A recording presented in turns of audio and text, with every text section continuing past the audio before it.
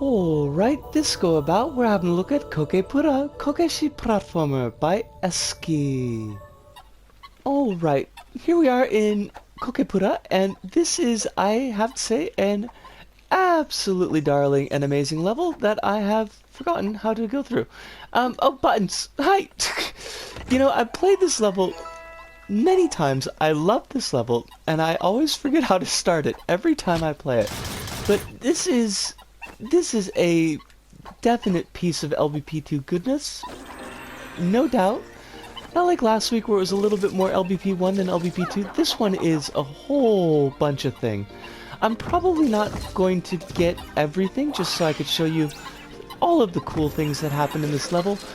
I don't think we're going to be able to see all of it. It's a big level and there is a lot going on. Just a lot of attention to detail. Little bits of animation everywhere, and really nice level design. Now, one thing I do have to say is sometimes the...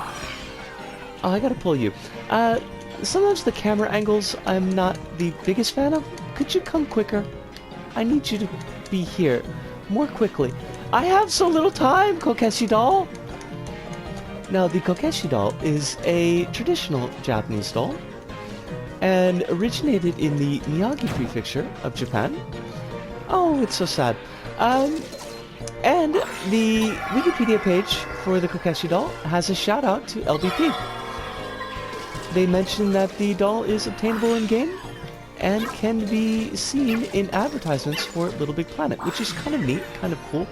But what I really love about this level is not the camera work, unfortunately. The cameras are a little bit jumpy and jaggy sometimes, but all of these like little vignettes, these bits, I don't know, this is gonna take a little bit of time, and hopefully we're not gonna run out of time.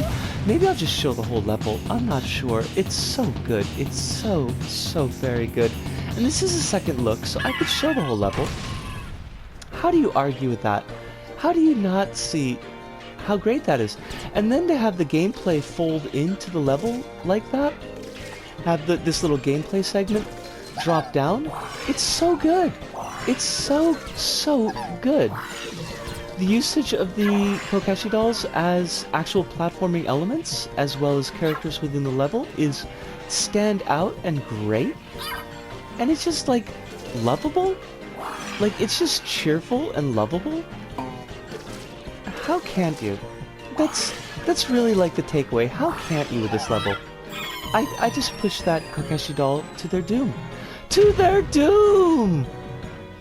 I've been wanting to show this on an episode for so long, and I don't know why I didn't. I almost just sat there and jumped into the spikes. Oh, crumbs! Okay, we're gonna get to the bottom of this, and then we are going to... I hear you! Oh, jeepers! Okay. We're not. We're gonna go back to the hub, we're gonna talk about it there, and we'll see you there. See yas! And we're back! And Koke-pura, Kokeshi platformer by Esuki, and there should be no surprise here that this is a green circle.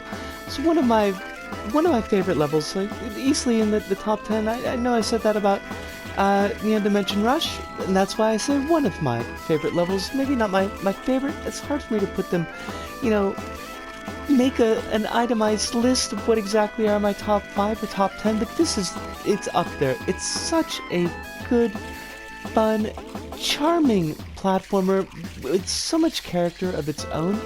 Like, I don't think I've ever played other levels that really do what Koke-pura does, taking a decorative element and shaping a large deal of both the gameplay and the presentation of the level around it, and it nails it so really well. And interestingly, to me, you could probably peel off all of the decoration, all of the movement and the character of the level, and remake it all in cardboard, and you would still have a very solid on platformer. There's nothing too difficult in the platformer. There's a couple of sections where you can certainly end up getting yourself killed. You've got, you know, dodging around electrified Kokeshi while you're on the grappling hook, and trying to get over spikes and not getting hit on them. One thing that I do have to say against the level, a very minor point, but because of the shaping of the Kokeshi, sometimes you'll get caught in gaps that you don't think should be lethal, but you'll get kind of pinched there and killed by them. Also, sometimes the physics that you're moving on top of a rounded object and it can kind of throw you in directions you're not quite expecting. Not really big issues, but one issue from using Kokeshi in this level. I'm going to say Kokeshi a lot, so hopefully you'll get used to it. It's the wooden doll. It's, as we said in the video, it's kind of comes from the Miyagi area of Japan, but it's spread throughout the entirety of Japan. It's been going on for around 150 years now. They're pretty cool. Some people think they're a little bit creepy. I do sometimes, but not in this level. And this level, it really nails the charm of the Kokeshi. And something I kind of want to point out is that they're very individualized. There's a lot of reactive elements done with animated sticker materials to make them look angry or make them look scared. You got that one Kokeshi shows up twice that is kind of scared of heights, and we push them over the edge in the one bit, but they show up later on a bouncy block, and two other Kokeshi are having fun bouncing, and this one is a little bit scared, so it's kind of shaking. And that's so cute, that's so neat. There's a boss fight that's kind of not a boss fight, and it's amazing. Didn't get to show it to you in the video, but I'll throw it up here, probably looking at it as we speak. It is just so cool. It's a, you know, a gotcha boss battle, and I love it. It's even got a boss health bar. I do think that health bar should come down when the boss dies, but, you know, minor point.